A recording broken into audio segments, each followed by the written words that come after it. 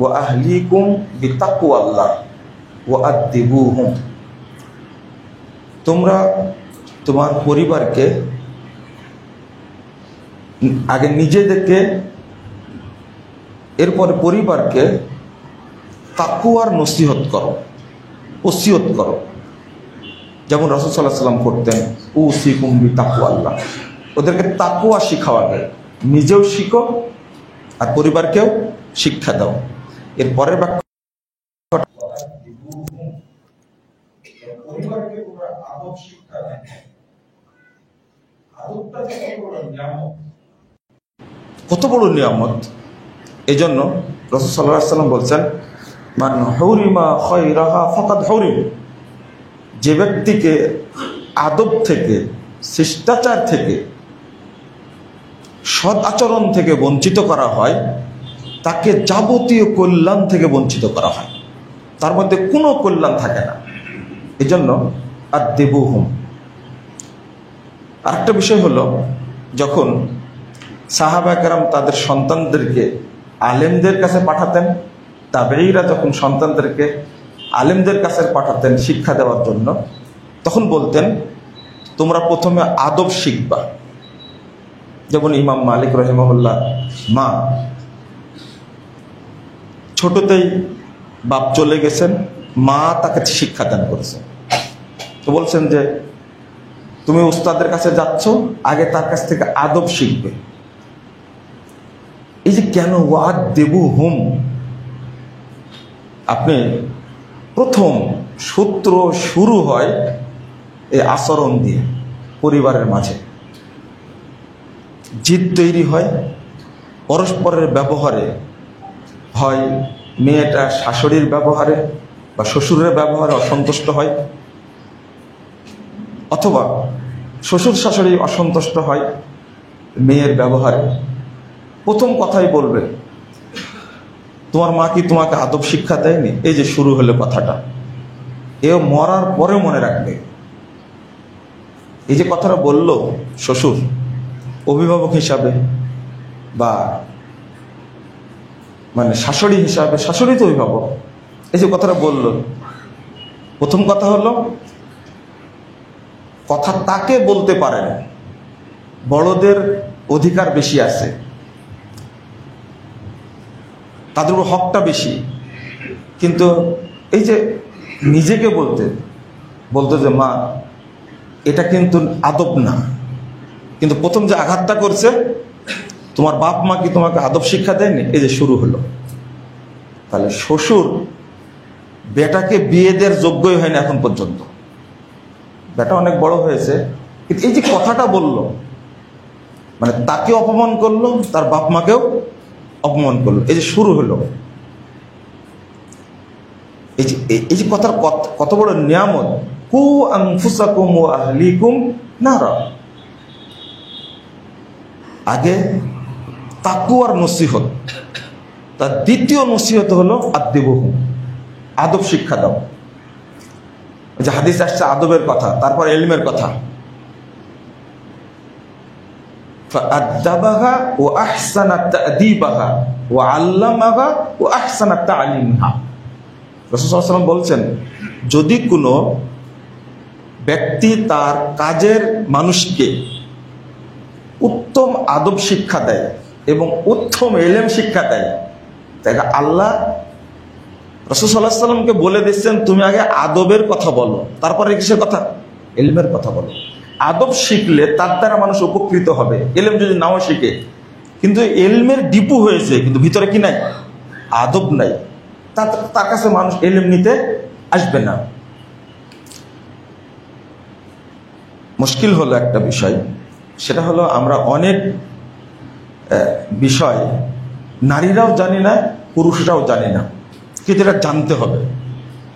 পুরুষদের বিপদ হলো যে পুরুষদের কাছে আল্লাহ মোহাব্বত, ভালোবাসা, মানে রক্ষিত হিসাবে এইটা দেননি, কিন্তু এটা দিয়েছেন মহিলাদের মাঝে। আল্লাহ রাব্বুল আলামিন বলছেন সূরা রুম 21 নম্বর আয়াত, ওয়া মিন আয়াতিহি আন খালাকা লাকুম মিন আজওয়াজিকুম মিন আনফুসিকুম আজওয়াজা। আল্লাহ বলছেন তোমাদের মধ্যে থেকে তোমাদের জোড়া তৈরি করেছেন আল্লাহ রাব্বুল আলামিন। কি জন্য? লিতাসকুনু ইলাইহা, যেন তোমরা তোমার স্ত্রীর কাছে গিয়ে প্রশান্তি পাও। ওয়া জাআলা বাইনাকুম মাওয়াদ্দাহ ওয়া রাহমা। দেখেন কয়টা গুণ বর্ণনা করলেন। এবং তোমাদের জন্য এই মেয়েদেরকে করেছেন আল্লাহ মাওয়াদ্দা, প্রেমময়, ওয়া রাহমা, অত্যন্ত রহমশীল। মানে মহিলাদের কাছে আল্লাহ এত একটা গুণ দিয়েছে। দেখবেন আপনি বাড়িতে নেয় চাকরি করেন, কিন্তু আপনার বাচ্চাকে সে এত ভালোবাসে, সবাই কাছে কান্নাকাটি করে, কিন্তু মায়ের কোলে বসলে সবচেয়ে বড় নিরাপদ হলো ওই বাচ্চাটা। কেন? কারণ আল্লাহর পক্ষ থেকে তার মধ্যে দিয়েছেন একদিকে প্রশান্তির যত উপকরণ আল্লাহ তার মধ্যে দিয়েছেন। 2 নম্বর হলো মাওয়াদ্দা, প্রেম, ভালোবাসা, সেবা।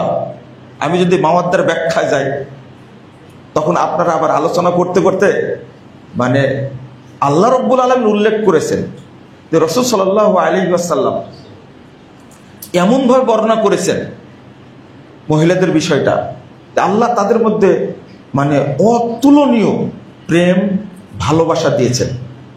আবার বলেছেন রহমা। এই জন্য নারীদের প্রতি সবসময় সব পুরুষই দুর্বল। এটা আল্লাহ রাব্বুল আলামিন শেষে বলে দিচ্ছেন, ইন্না ফি যালিকা লাআয়াতিল লিকওমিন ইয়াতাফাক্কারুন।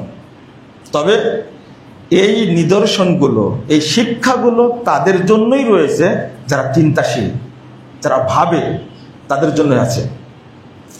একটা মহিলার কারণে পুরো পরিবারে শান্তি বিরাজ করতে পারে। আল্লাহ সেই নিয়ামত তাকে দিয়েছে। যদি তিনি সব বিষয় মেনে নিয়ে ধৈর্য ধারণ করেন, তাহলে পৃথিবীর সবচেয়ে বড় জালেম, সবচেয়ে খারাপ শাসক হলো ফেরাউন, তার কাছে কিন্তু আসিয়াও বসবাস করেছে। আসিয়া কি বসবাস করেনি? শুধু বসবাস করেছে, তারপরে কি অত্যাচারটা করেছে। এটা একটা বড় শিক্ষা যে কোনো মেয়ে যদি তার দয়া, মমতা, মহব্বত, প্রেম, ভালোবাসা দিয়ে পরিবারটা সংরক্ষণ করতে পারে, তার যে ফজিলতটা, মর্যাদাটা আল্লাহ বর্ণনা করেছেন। রাসূল সাল্লাল্লাহু আলাইহি ওয়াসাল্লাম বলছেন যে ফেরাউনের লোকেরা আসিয়াকে ধরে নিয়ে যেত, নিয়ে গিয়ে একবারে তপ্ত বালির উপরে তাকে ফেলে দিত এবং 2 পা 2 হাত পাথর চাপা দেয়। হাদিস আসছে যে মানে পাথর দিয়ে 2 পা এবং 2 হাতকে গুঁজে দিত, মানে খুঁটি মারা তাকে বলে, যে নড়াচড়া যেন না করতে পারে, পাথর চাপা দিত বুকের উপরে। তখন আসিয়া আল্লাহকে বলছেন, রব্বিবনি লি ইনদাকা বাইতান ফিল জান্নাহ। হে রব, তুমি আমার জন্য জান্নাতে একটা ঘর তৈরি করো। এই কথা বলা মাত্রই ফাকাশাফাল্লাহু হিজাবাহু, এই কথা দোয়া করে আল্লাহ যে দোয়া সাথে সাথে কবুল করেন। পৃথিবীতে একজন মহিলা জীবন্ত, আর কোনো প্রমাণ নেই যে জীবন্ত চাক্ষুষ কোনো মানুষ জান্নাত দেখেছে, একমাত্র আসিয়া ছাড়া। আল্লাহ রাব্বুল আলামিন সমস্ত পর্দা খুলে দিলেন। ফারাগাত বাইতান ফিল জান্নাহ, আসিয়া সচক্ষে দুনিয়া থেকে জান্নাত দেখতে পেল। আমি তোমার জন্য জান্নাত খুলে রাখছি, এই যে রেডি করে রাখছি। এটা কিন্তু একজন মহিলা। আবার আরেকটা নিয়ামত, মা খাদিজা রাদিয়াল্লাহু আনহা কত ধনাঢ্য ব্যক্তি, আর আজকে একজন মহিলার বাপ মা একটু সম্পদশালী হয়েছে, তাই কত অহংকার, এটাতেই বেশি অশান্তি সৃষ্টি হয়। তুমি তো একটা ফকিন্নির পোলা, এই সেই ইত্যাদি।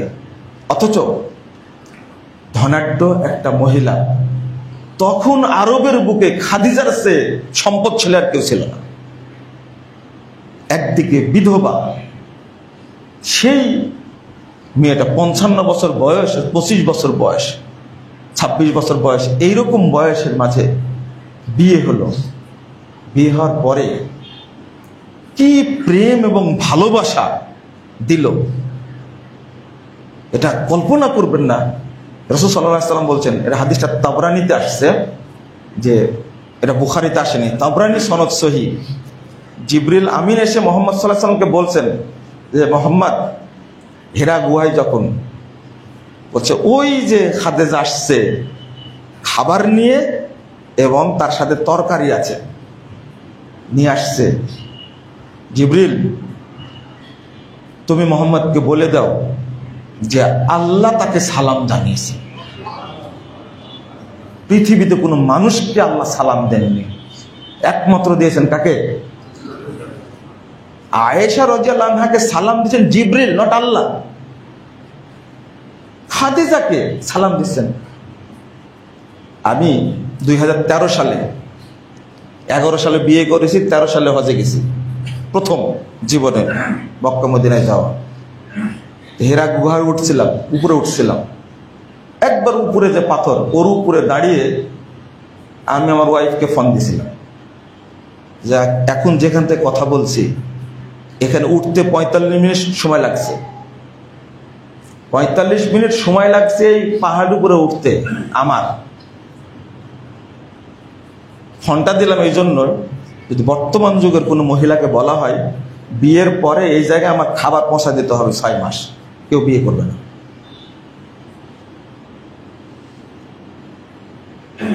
কিন্তু খাদিজা সে অন্য কিছু না।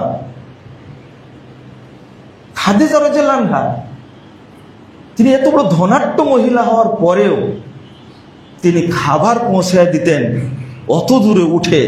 6 মাস সেখান থেকে রাসূল সাল্লাল্লাহু আলাইহি ওয়াসাল্লাম বের হননি।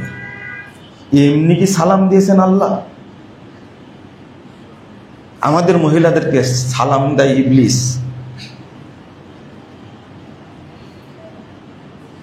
মানে কথাটা খারাপভাবে নেবেন না আপনারা। এত দাপট এবং এত অহংকার, এত জিদ, একটু পরেই বলবো, আমার তো সময় হবে না অতটা, আবার বলবো ইনশাল্লাহ, সামনে মাসে আবার বলবো যদি ছুটে যায় কিছু ইনশাল্লাহ। তো প্রথম কথা হলো যে বিষয়টা বলছিলাম, যে খাদিজা রাদিয়াল্লাহু আনহার ঘটনা, যেটা রাসূল সাল্লাল্লাহু আলাইহি ওয়াসাল্লাম এরপরে বিয়ে করেছেন আরো কয়টা? 10টা বিয়ে করেছেন, কিন্তু খাদিজার প্রতি দুর্বলতা যায়নি। এবং সবচেয়ে বুদ্ধিমতী, সবচেয়ে সুন্দরী এবং সবচেয়ে বিচক্ষণ যে মা আয়েশা রাদিয়াল্লাহু আনহা, তিনি বর্ণনা করছেন, মানে ছেলে, মানে কি বলবো, বাচ্চামো বর্ণনা আর কি।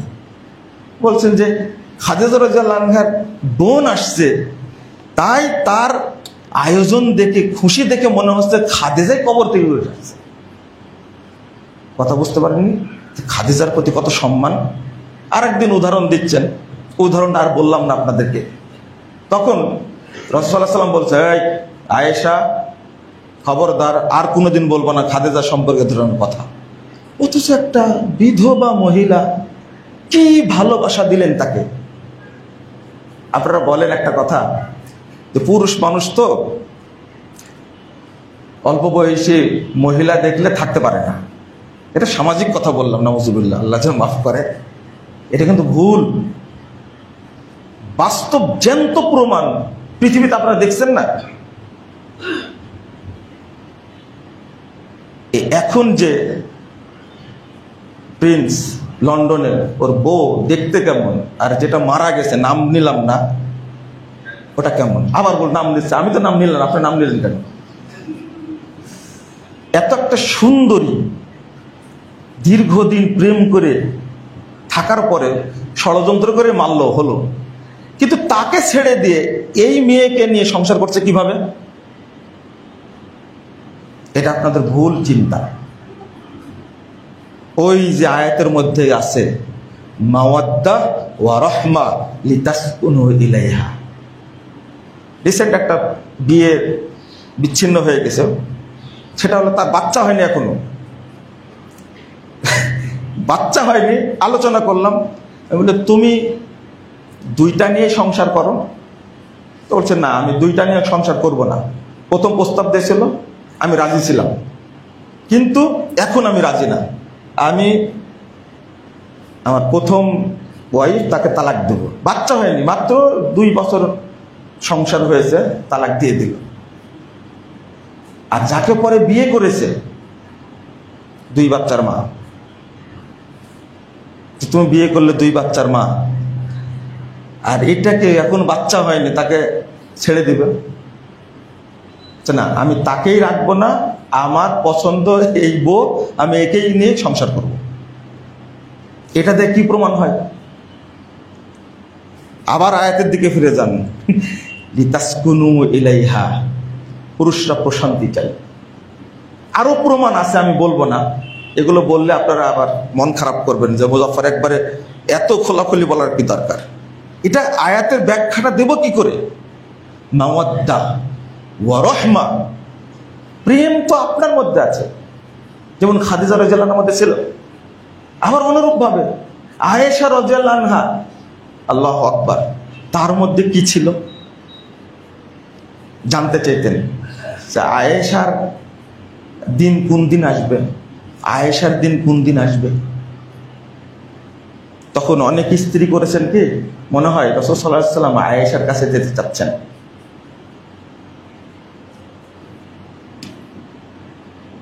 আর রিজালু কাওয়ামুনা আলান নিসা, মেয়েদেরকে প্রথম চিন্তা করতে হবে পুরুষ আমার অভিভাবক, আমি পুরুষের অভিভাবক নই, পুরুষ আমার অভিভাবক, এটা মনে রাখতে হবে।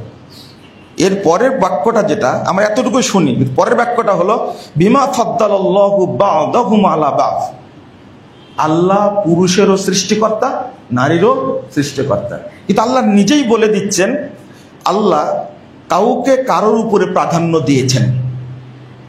এখন আপনি প্রশ্ন করতে পারেন যে আপনি কেন বলবেন যে পুরুষরা নারীদের উপরে অভিভাবক? নারীরা অভিভাবক হতে পারে না? না, হতে পারে না।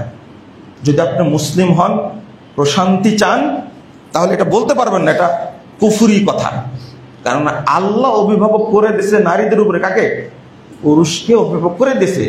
ফাদ্দালাল্লাহু বা'দাহুম আলা বা'দ, আল্লাহ যেহেতু দিয়েছেন, একজন নবীর উপরে আরেকজনের উপরে প্রাধান্য দেননি, আল্লাহ দিয়েছেন, ওইটা মানেন কেন? আপনাকে মানতে হবে। এখানেই এই নাস্তিকরা বলে থাকে যে কেন মহিলাদের উপরে কর্তৃত্ব করে পুরুষরা কেন করবে? ভাই, এখন পর্যন্ত দেখলাম না যে 22 জন ফুটবল দল, তাই না? 11-11-22, কোনোদিন দেখলাম না তো 10 জন 20 জন করেন, 10 জন মহিলা 10 জন পুরুষ। এটা ফুটবল দলের সাজাতে পারবে? আপনারা কি নারীর ক্ষমতায়ন চান? একজন পুরুষ যেটা পারে, শারীরিক স্ট্রাকচার যেটা, সেটা মহিলা পারবে না। আর এই সমস্ত কথাবার্তা যারা শুনে এবং পরিবারে প্রয়োগ করে, পরিবারের পক্ষ থেকে শিখে আসে, সব পরিবার না, কিছু কিছু পরিবার আছে, বিয়ে দিলাম, এখন তোমাকে দেখবে কে? স্বামী, তুমি স্বামীর উপর কর্তৃত্ব করতে যেও না। কিন্তু প্রশ্ন হলো, রিপোর্ট তো আর আমি লিখিনি যে 93% তালাক হচ্ছে কার পক্ষ থেকে? নারীর পক্ষ থেকে। এইটা সে কর্তৃত্ব খাটাতে চায়, আর পুরুষরা এটা কখনো পছন্দ করে না। একজন রাসূল সাল্লাল্লাহু আলাইহি ওয়াসাল্লাম কিন্তু এটাও বলেছেন, মা তারাকতু বাদি ফিতনাতান আদাররা আলা রিজালি মিনান নিসা। পৃথিবীর সবচেয়ে, আপনি কি বলছেন, পারমাণবিক বোমা ভয়ঙ্কর। রাসূল সাল্লাল্লাহু আলাইহি ওয়াসাল্লাম বলেছেন সবচেয়ে বড় ভয়ঙ্কর জাতি হলো নারী। পারমাণবিক বোমা ভয়ঙ্কর না, কিন্তু বোমা যে তৈরি করবে তাকেও তো বিভ্রান্ত করবে কে? নারী। এটা কিন্তু রাসূল সাল্লাল্লাহু আলাইহি ওয়াসাল্লামের হাদিস, এটা আপনাকে মেনে নিতে হবে। আর আপনি এই হাদিসটা অনুবাদ করলে আপনারা মনে করেন আমার বউ না এটা, আমার মেয়ে না এটা, আমার বোন না এটা, তাই মনে হয় না? নারী বলতে অন্যরা। না, নারী বলতে কিন্তু আপনার ওয়াইফ অন্তর্ভুক্ত, আপনার মেয়েটাও অন্তর্ভুক্ত। আমার মা এক সময় বউ, আবার এক সময় কি শাশুড়ি। এটা তো বাস্তব, এটা মেনে নিতে হবে। আমার ওয়াইফ এক সময় বৌমা, আবার এক সময় কি হবে শাশুড়ি হবে। কিন্তু বৌমা হলে চিত্র একরকম হবে, আর শাশুড়ি হলে আর এক রকম হবে, এটা তো হয় না। প্রথম চিন্তা করতে হবে আমার ফলাফল যাই হোক আমি কোথায় যাব, আমার আল্লাহর সন্তুষ্টি, জান্নাত জরুরি আমার জন্য। এটা যদি চিন্তা থাকে তাহলে আপনার মধ্যে শরীয়তের প্রতি ভালোবাসা, শরীয়তের প্রতি আনুগত্য, এইটা সৃষ্টি হবে। এতে আলোচনাগুলো করলেই, এমনকি কোরআন হাদিসের অনুবাদ করলেই মনে হয়, মহিলারা অনেকে মনে করে দেখো আজকে শুধু মহিলাকে গালিগালিজি করবে। না, আমি মহিলাদেরই প্রশংসা করলাম আগে। আপনি যদি মা আয়েশা রাদিয়াল্লাহু আনহার মতো হন, সবচেয়ে সুন্দরী মহিলা হবে জান্নাতে, তার নামটা কি জানেন? আয়েশা রাদিয়াল্লাহু আনহা। রাসূল বলছেন যে আয়েশা রাদিয়াল্লাহু আনহার দামটা আল্লাহর কাছে এত বেশি। আবার শ্রেষ্ঠত্ব বর্ণনা করলাম না, কোন পুরুষকে আল্লাহ সালাম দেননি। সালাম কাকে দিয়েছেন? মহিলা, হাদিজাকে দিয়েছেন। কোন পুরুষ মানুষ জীবিত থাকতে স্বাভাবিক অবস্থায় জান্নাত দেখেননি, একজন মহিলা দেখেছেন, তিনি আয়েশা আসিয়া রাদিয়াল্লাহু আনহা। তাহলে আমি তো মহিলার শ্রেষ্ঠত্ব বর্ণনা করলাম, তো ওই গুণগুলো অর্জন করলে তো সমস্যা নাই। আর মহিলা বলতে এর মধ্যে যে আমার মা অন্তর্ভুক্ত না সেটা বলছি না, এর মধ্যে যে আমার বোন অন্তর্ভুক্ত না সেটা বলছি না, আমার মেয়ে অন্তর্ভুক্ত না সেটা বলছি না, সবাই অন্তর্ভুক্ত। চাই জান্নাতি গুণাগুণ মা বোনদের মধ্যে আসুক, আল্লাহ যেন দিয়ে দেয়, আমিন। রাসূল সাল্লাল্লাহু আলাইহি ওয়াসাল্লাম বলছেন ইন্নাদ দুনিয়া কুল্লাহা মাতা ওয়া খায়রু মাতাইদ দুনিয়াল মারাতুস সালিহা। পুরো দুনিয়াটাই ভোগ্য বস্তু, মাতা, সম্পদ। তার মধ্যে সবচেয়ে বড় সম্পদ, শ্রেষ্ঠ সম্পদ হলো যেটা কি নারী। সত্যি সত্যি ভাষাটা ব্যবহার করা যায় না, এটা কিন্তু ভাষাটা খারাপ মিনিং আসে। বল নেককার নারী, সৎ নারী হলো সবচেয়ে বড় গনিমত। এটা রাসূল সাল্লাল্লাহু আলাইহি ওয়াসাল্লাম বলছেন যে সৎ গুণটা নিয়ে আসলেই তো কি হয়ে গেল, শ্রেষ্ঠত্ব অর্জন করলো। রাসূল সাল্লাল্লাহু আলাইহি ওয়াসাল্লাম বলছেন খায়রুন নিসাইকুম আল ওয়াদুদু ওয়াল ওয়ালুদু ওয়াল মুআতিয়াতু আল মুআসিয়াতু। উত্তম মহিলা কারা? আল ওয়াদুদ, যার মধ্যে প্রেম বেশি, ভালোবাসা বেশি।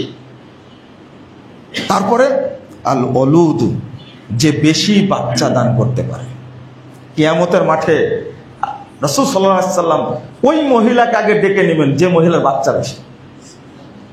কিন্তু মহিলারা বাচ্চা নিতে চায় না, এখন একটাও নিতে চায় না। নিবে 5 বছর পরে, বলছে এখন একটু কক্সবাজার যাব, থাইল্যান্ড যাব, ফিনল্যান্ড যাব, ডেনমার্ক যাব, লন্ডন যাব, একটু ঘুরি। 5 বছর বয়সে যখন বাচ্চা নিতে চায় তখন আর বাচ্চা হয় না। শেষ ফলাফল হলো কি, টেস্ট টিউব দিবে, বেবি নিবে। কত এটা সেটা শিরিক বেদাত করে যখন হলো না, তো চলো ইন্ডিয়া যাই, বাচ্চা নিলাম, টুইন হলো, হয় ছেলে 2টা নাহলে মেয়ে 2টা।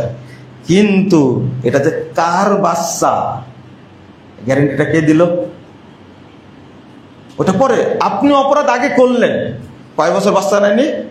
5 বছর 7 বছর বাচ্চা নেয়নি। আর একটা ধারণা এখানে, বাচ্চা হওয়ার পরে বিচ্ছেদ হওয়া যায় না, আগে দেখ তোর স্বামী কেমন, চলতে পারবে কিনা। আর এখন তো বিয়ের আগে টেস্ট করে নেয়, তারপরে বিয়ে হয়। 5 বছরে 7 বছর থাকে কি রিলেশন, বয়ফ্রেন্ড গার্লফ্রেন্ড থাকে। আর একটা কি বলে যেন, তো আল্লাহ বলছেন আর রাসূল সাল্লাল্লাহু আলাইহি ওয়াসাল্লাম আল ওলুদ, বেশি কি সন্তান দান করে যে মহিলা, এই মহিলাকে রাসূল সাল্লাল্লাহু আলাইহি ওয়াসাল্লাম আগে ডেকে নেবেন এবং তাকে আগে জান্নাত দান করবেন। আপনি কি মনে করলেন এটা? আর এখন বাচ্চা নেওয়াটা মহিলাদের জন্য কঠিন অবস্থা, ছেলেরাও নিতে চায় না, মেয়েরাও নিতে চায় না। ছেলে হোক মেয়ে হোক, একটি সন্তানই যথেষ্ট। আগে কত ছিল? আগে 2টি ছিল, এখন চেঞ্জ হয়ে গেছে, তাই না? তারপরে বলছেন আল মুআতিয়াতু আল মুআসিয়াতু। মুআতিয়াতু মানে অনুগত, আল মুআসিয়াতু মানে সমব্যথী, অর্থাৎ স্বামীর সমস্যা হলে সেটা সে অনুভব করে। একজন স্বামীর অবস্থানটাকে সে বুঝতেই পারেনি, এটা তার স্ত্রী হতে পারে না।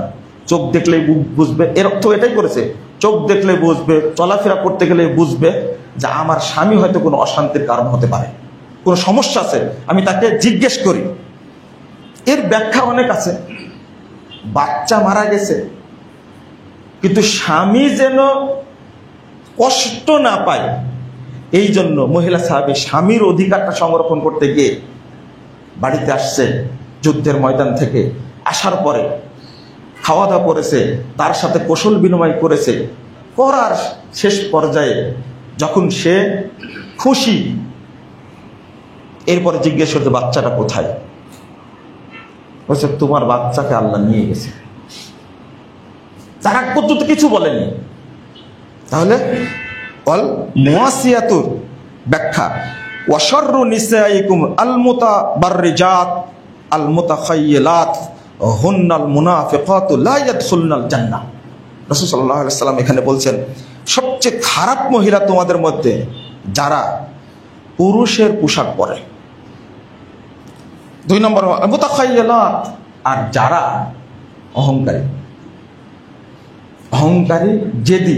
মোতাখায়েল একটা অর্থ হয় যারা জিদ এবং যাদের মনে বিদ্বেষ আছে, অহংকার আছে, দেখবে তারাই হলো খারাপ মহিলা। ওয়াহুন্নাল মুনাফিকাত, এরাই হলো মুনাফিক মহিলা। লা ইয়াদখুলনাল জান্নাহ, তারা জান্নাতে প্রবেশ করবে না। পরিষ্কার। রাসূল সাল্লাল্লাহু আলাইহি সাল্লাম আরো বলছেন, সাহাবীরা জিজ্ঞেস করলেন আইয়ুল মাল নাত্তাখিদু, আল্লাহ রাসূল আমরা কোন সম্পদটা গনিমত হিসাবে রেখে দেব, বাড়িতে রাখবো গনিমত হিসাবে, সম্পদ হিসাবে? রাসূল সাল্লাল্লাহু আলাইহি ওয়াসাল্লাম বলছেন লিয়াত্তাখিদা আহাদুকুম কলবান শাকিরান ওয়া লিসানান যাকিরান ওয়া যাওজাতান মুমিনাতান তুঈনু আহাদাকুম আলা আমরিল আখিরাহ। একটা হলো মুখটা, জিহ্বাটা হবে তোমার শুকর করবে, কৃতজ্ঞতা প্রকাশ করবে, ওয়া লিসানান যাকিরান, অন্তরটা হবে কৃতজ্ঞ প্রকাশকারী, আর মুখটা হবে জিকিরকারী। ওয়া যাওজাতান মুমিনাতান তুঈনু আহাদাকুম আলা আমরিল আখিরাহ। আর ওই মহিলা, যে মহিলা স্বামীকে আখিরাতের প্রতি উৎসাহিত করে, সহযোগিতা করে, এই মহিলাটা হলো গনিমত মহিলা। এর হাতে বরকত আছে, এর কাজে বরকত আছে, এর দুয়ায় বরকত আছে, এর কথা আল্লাহ তাড়াতাড়ি শুনবেন, কারণ স্বামীকে সে কি করে? সহযোগিতা করে। রাসূল সাল্লাল্লাহু আলাইহি ওয়াসাল্লাম আরো বলছেন যে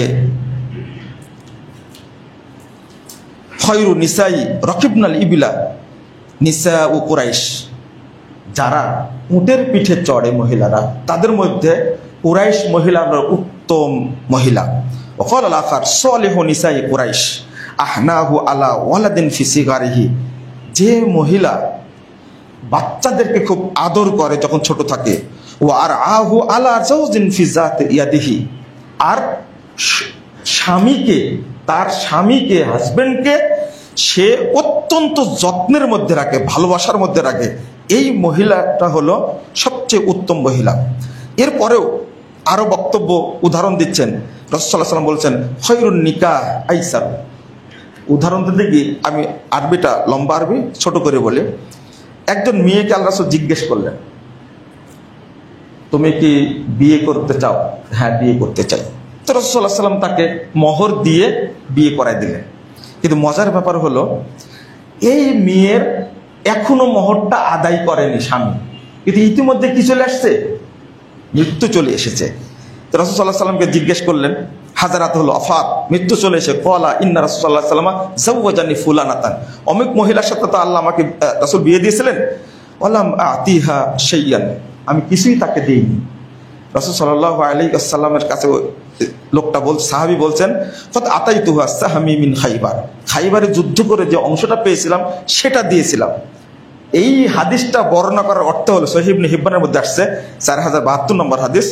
রাসূল সাল্লাল্লাহু আলাইহি ওয়াসাল্লাম ওইটাই দিয়ে বিয়ে দিলেন তাকে।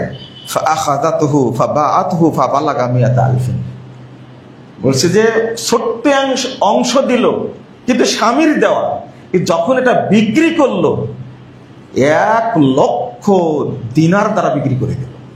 সেই সময় 1,00,000 দিনার মানে বিশাল অনেক সম্পদ। এটাতে বুঝাতে চেয়েছেন স্বামীর সম্পদ তাৎক্ষণিক না নিয়ে দেরি করেছিল, আল্লাহ এই জন্য তার মধ্যে বরকত দান করেছেন, এই জন্য বরকত দান করেছেন। আমরা এখন বিয়েতে গিয়ে কি করি, খুব ডিমান্ড নেই, 1 কোটি ছাড়া কি হবে না, মোহর হবে না। এই বিয়ের মধ্যে কোনো বরকত হবে? 3 মাস যাবে, তালাক হয়ে যাবে, বরকত নাই, হচ্ছে তাই অশান্তি তৈরি হবে। কিন্তু রাসূল সাল্লাল্লাহু আলাইহি ওয়াসাল্লাম কতটা হাদিস বলেছেন, খৈরুন নিকাহ আইসারুহু, উত্তম বিবাহ বন্ধন যেটা সবচেয়ে সহজ হয়। ছেলে যা দিতে পারে বিয়ে করবেন। শান্তি দেওয়ার মালিক কে? আল্লাহ। ওই দোয়াটাই জানে না কি, বারাকাল্লাহু লাকুমা ওয়া বারাকা আলাইকুমা ওয়া জামা বাইনাকুমা ফি খাইরিন, এটা সে জানেই না। এই দোয়াটা যে কত গুরুত্বপূর্ণ সে বলে দিবে, আল্লাহ তুমি আমার মেয়েকে, আমার জামাইকে কিয়ামত পর্যন্ত কল্যাণের মধ্যে রাখো। এই কথাটুকু বলতে জানে না। ও নিবে স্বামীর কাছ থেকে 50 লাখ টাকা। আমি বিয়ে পড়ালাম একজনের, 60 কি 50 লাখ টাকা মোহর। খুব আনন্দে বিয়েটা পড়াই দিলাম, কিন্তু মনে ছিল খুব বিদ্বেষ, বলে ফেললাম, আচ্ছা 60 লাখ টাকা মোহর ধরতে কে বলেছে? 6 মাসও হয়নি, তালাক হয়ে গেছে। খুব কষ্টের সাথে বলছে মেয়েটা তালাক হয়ে গেল। কেন? আপনি তো বিয়েটা নির্ভর করছেন কার উপরে? মোহরের উপরে। তো মোহর দিয়ে ধুয়ে খান এখন। আমি বলে এই 60 লাখ টাকা নগদ, 30 লাখ টাকা স্বর্ণ দিয়েছে, বাকি 30 লাখ টাকা নগদ দিয়েছে, চেক দিয়ে দিয়েছে। পুরো টাকা অ্যাকাউন্টে, ছেলের অ্যাকাউন্টে জমা দিবেন, তারপরে আপনি বিচ্ছিন্ন করতে পারেন, তার আগে পারবেন না। এখন তার এক বিপদ, তার মেয়েটাকে পাঠাই দিই। পাঠাবেন কেন? তো মেয়ের সম্পদ, মেয়ের সম্পদ, এটা আপনি ভোগ করেছেন কেন? জটিল সমীকরণ, আমি ওদিকে যাচ্ছি না। রাসূল সাল্লাল্লাহু আলাইহি ওয়াসাল্লাম বলছেন, আযামুন নিসা বারাকাতান আইসারুহুন্না মাউনাতান। ওই মহিলাটা হলো সবচেয়ে বরকতপূর্ণ বিয়ে, ওই মহিলার বিয়ে, যে বিয়েটা হয় খুবই কম খরচে। এই বিয়েটা হলো বরকতপূর্ণ বিয়ে। তা আমরা তো বরকত পাই না, বরকতের মধ্যে আসে না, কারণ আমরা ছেলে মেয়ের উপরে এমন জিনিসটা চাপাই দিই, আর সব সময় তার উপর থেকে অনেক কিছু চাই, কিন্তু সেটা তো হয় না। আল্লাহ যেন আমাদের পরিবারে শান্তি দান করেন, আমিন। আমি আর কয়েকটা পয়েন্ট বলবো। একজন স্ত্রী, তার 2টা দায়িত্ব, ফরজ সালাত এবং ফরজ সিয়াম। ফরজ সালাত এবং ফরজ সিয়াম। এরপরে 3য় দায়িত্ব মহিলা, তার স্বামী। তার সন্তানও না, সন্তান জন্ম দিয়েছে, কিন্তু কত হাদিস আছে না, সব অন্য মানুষের কাছে। এমনকি মুহাম্মদুর রাসূলুল্লাহ সাল্লাল্লাহু আলাইহি সাল্লাম, তিনিও দুধ পান করেছেন অন্য মহিলার কাছে না। কেন? স্বামীর যেন সেবায় ত্রুটি না হয়, এটাকে মেনে নিতে হবে। আগের আপনারা যারা বুড়া মানুষ হয়ে গেছেন, আমরা অতটা বুড়া হয়নি, আপনার মা, আপনার চাচি, আপনার বাপকে, আপনার চাচাকে কিভাবে মূল্যায়ন করতেন, এখন কি ওই জিনিসটা পাওয়া যায়? এখন পাওয়া যায় না। তখন পরিবারে শান্তি ছিল। এর মূল কারণটা হলো, তারা কিছু না জানলে, মূর্খ হলেও এতটুকু জানতো যে মানে স্বামীর অধিকার আছে আমার উপরে, আমাকে দেখে রাখতে হবে স্বামীকে। একটা হাদিস বললে আপনারা মনে করেন কষ্ট হয়ে যাবে, কিন্তু হাদিসটা বলতে হবে। তাহলে দ্বিতীয় দায়িত্ব কি? তৃতীয় দায়িত্ব হলো, যে মহিলাটা নফল সালাত আদায় করতে পারবে না স্বামীর অনুমতি ছাড়া, যে মহিলাটা নফল সিয়াম আদায় করতে পারবে না স্বামীর অনুমতি ছাড়া, সেই মহিলার জন্য আর কি আছে, আর কি অধিকার আছে? এই নফল সালাত এবং নফল সিয়াম কবুল হওয়ার জন্য শর্ত হলো, স্বামী সন্তুষ্ট থাকলে কবুল হবে, আর সন্তুষ্ট না থাকলে কবুল হবে না। হাদিসগুলো কি বলে? 2-3টা কারণে বেশিরভাগ মহিলা জাহান্নামে যাবে। 1 নম্বর হলো, স্বামীর প্রতি অকৃতজ্ঞ। 2 নম্বর হলো আপনার অপরকে লানত করে। অধিকাংশ মেয়েই দেখবেন অন্যের ভালো চাই না, এটা কিন্তু আমার কথা বলছি না, ভালো খবরটা না আসুক পুরুষরাও চায়, কিন্তু মেয়েদের মধ্যে এই জিনিসটা বেশি। এটা হাদিসে যেহেতু আসছে, আমার তো অন্যায় না এটা বলাটা, এটা বলতে হবে। তারা বলবে যে অমুক মেয়েটা যেন পাস না করে, খবর আসে যেন ফেল করেছে, A+ যেন না পায়, GPA 5 যেন না পায়, গোল্ডেন প্লাস যেন না পায়, অমুক মেয়ের জন্য বিয়ে না হয়, অমুক ছেলের জন্য বিয়ে না হয়। না, এটা হলো লানত, নাউজুবিল্লাহ, আস্তাগফিরুল্লাহ। 2 নম্বর কারণ এটা। আর 3 নম্বর হলো আগে যে বললাম, অহংকার এবং জিদ। রাসূল সাল্লাল্লাহু আলাইহি ওয়াসাল্লামের কাছে হুসাইন ইবনে মিহসান তিনি বলছেন, আমার ফুপি গেলেন আল্লাহ রাসূলের কাছে কোনো কাজে, কথাবার্তায় রাসূল সাল্লাল্লাহু আলাইহি ওয়াসাল্লাম অনুভব করলেন একটা বিষয়। তো জিজ্ঞেস করছেন, এই হা দেখি আদাতু বালিন আনতে, আচ্ছা তোমার কি স্বামী আছে?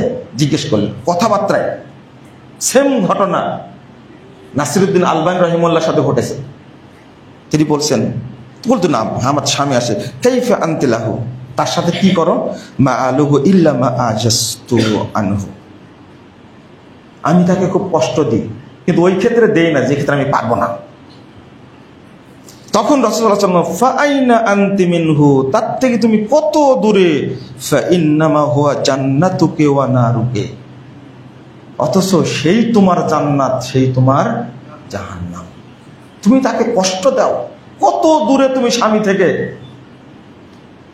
মানে জিজ্ঞেস করতে গেছেন একটা, আর রাসূল সাল্লাল্লাহু আলাইহি ওয়াসাল্লাম ধরে নিয়েছেন কি আর একটা। আলবানী রাহিমাহুল্লাহকে প্রশ্ন করছে একজন মহিলা যে আচ্ছা এই সমস্যা কি হয়, এই সমস্যার সমাধান কি হয়? তখন বলছেন যে আপনার কি স্বামী আছে? আপনি কি স্বামীকে দেখাশোনা করেন? তখন বলছেন শেখ, আমি প্রশ্ন করছি একটা আর আপনি প্রশ্ন করছেন কি আর একটা। সে এই হাদিসের ঘটনায় মানে তার প্রশ্নে বুঝে গেছেন তার সমস্যাটা সমাধান নিয়ত আছে কার মধ্যে? তার স্বামীর মধ্যে। সে স্বামী থেকে কি দূরে। এটা খুব কষ্টকর, খুব দুঃখজনক। রাসূল সাল্লাল্লাহু আলাইহি ওয়াসাল্লাম বলছেন, ইযা সাল্লাতিল মারআতু খামসাহা ওয়া সামাত শাহরাহা ওয়া হাফিজাত ফারজাহা ওয়া আতাত বালাহা ফালতাদখুল মিন আইয়াবিল জান্নাহ শাআত। একজন মহিলার জন্য সুসংবাদ, যেটা পুরুষের জন্য নাই। 4টি কাজ করবে, জান্নাতে চলে যাবে।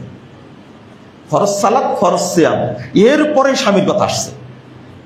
ওয়া আতাত বালাহা, স্বামীর আনুগত্য করবে, নিজেকে হেফাজত করবে, কোথায় চলে যাবে? শুধু জান্নাত। যে কোনো দরজা দিয়ে জান্নাতে যেতে পারবে। এই স্বাধীনতা পুরুষের জন্য আল্লাহ দেননি, এত সুযোগ। এই 4টা বিষয়ের মধ্যে যদি জান্নাত খুঁজে তাহলে পেয়ে যাবে। যেটা আগে বললাম, মহিলা করবে কি কাজ? ফরজ সালাত, ফরজ সিয়াম, এরপরে তার কোনো কাজ নাই। রাসূলুল্লাহ সাল্লাল্লাহু আলাইহি ওয়াসাল্লাম বলছেন, লা তুদি ইমরাতুন জাওজাহা, কোন মহিলা যেন তার স্বামীকে কষ্ট না দেয়। ক্বালাত ইল্লা, যখনই কষ্ট দেয়, ইল্লা ক্বালাত জাওজাতুহু মিনাল হুরাইন আইন, বেহেশতের হুররা বলে থাকে, লা তুজিহি, এই মহিলা তুমি তাকে কষ্ট দিও না। ক্বাতালাকিল্লাহ, আল্লাহ তোমাকে ধ্বংস করুক। বেহেশতের হুর।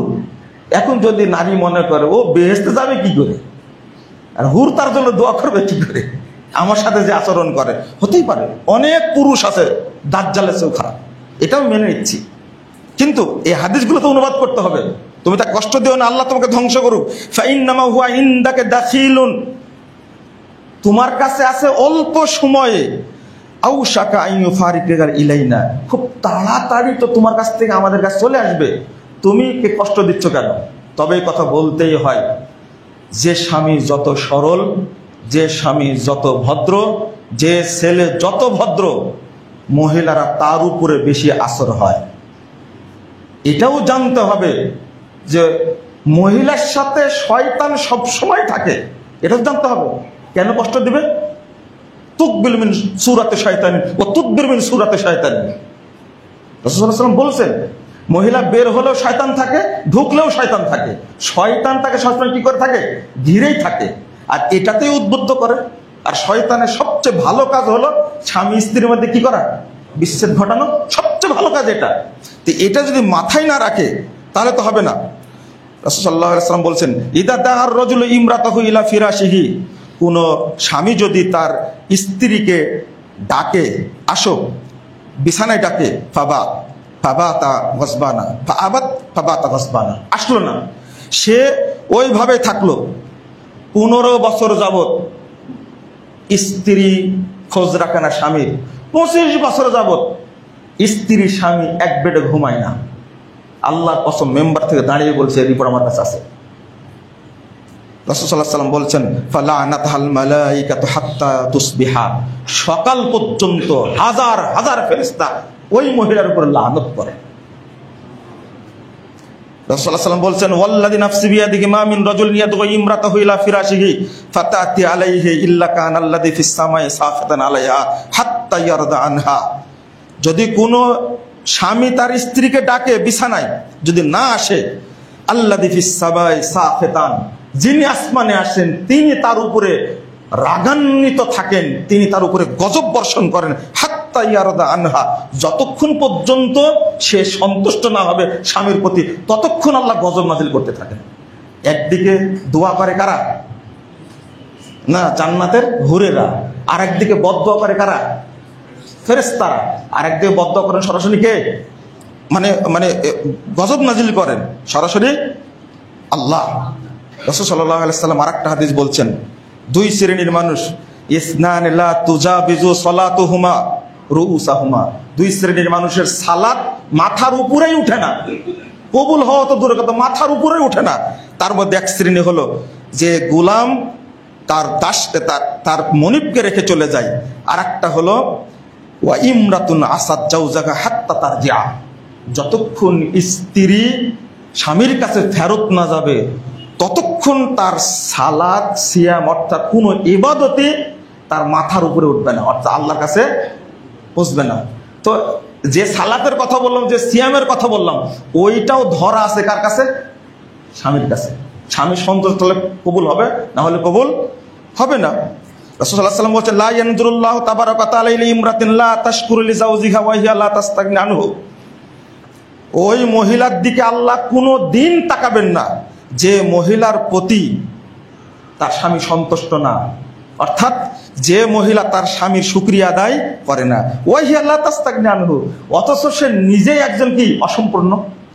মহিলারা জানে না একটা জিনিস, যে জানে না যে আমার আকেলই অর্ধেক, আর পুরুষের আকেল কি? যদি 100% হয় তাদের বুদ্ধি, ব্রেন, আর তার বুদ্ধি ব্রেন কতটুকু? 40%, অর্ধেক। এই জিনিসটা তাকে জানতে হবে।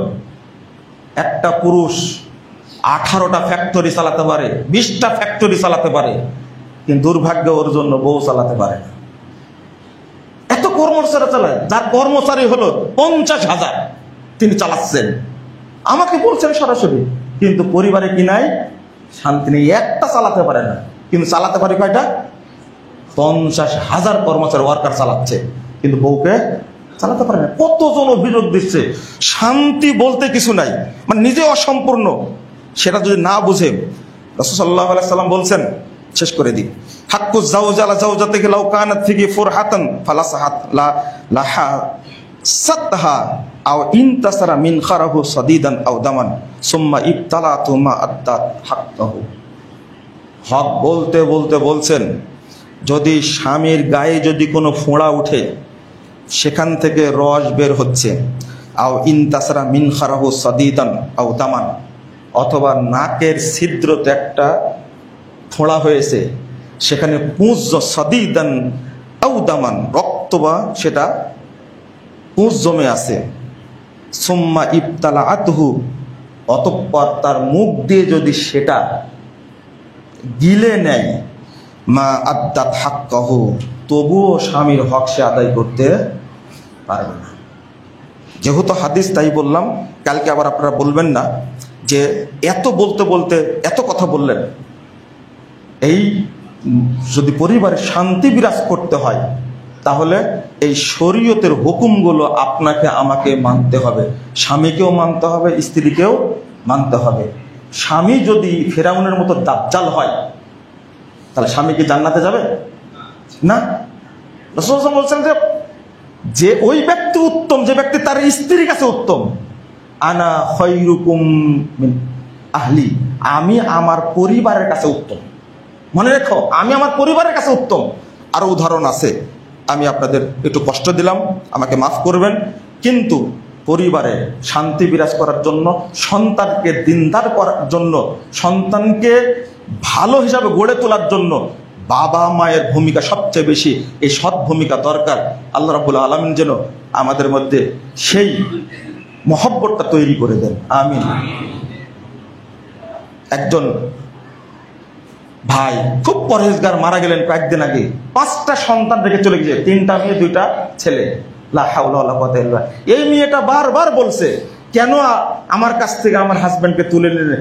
এত ভালো ছিলেন তিনি, এত ভালোবাসতেন, আমাকে ছাড়া কিছুই বুঝতেন না। স্বামী মারা গেলে স্ত্রী বুঝে মারা গেছে, এরপরে বুঝে না, এছাড়া বুঝে না। আল্লাহ তুমি আমাদেরকে বুঝার তৌফিক দান করো, আমিন। বারাকাল্লাহু ফিকুম ওয়া জাযাকুমুল্লাহু খাইরান।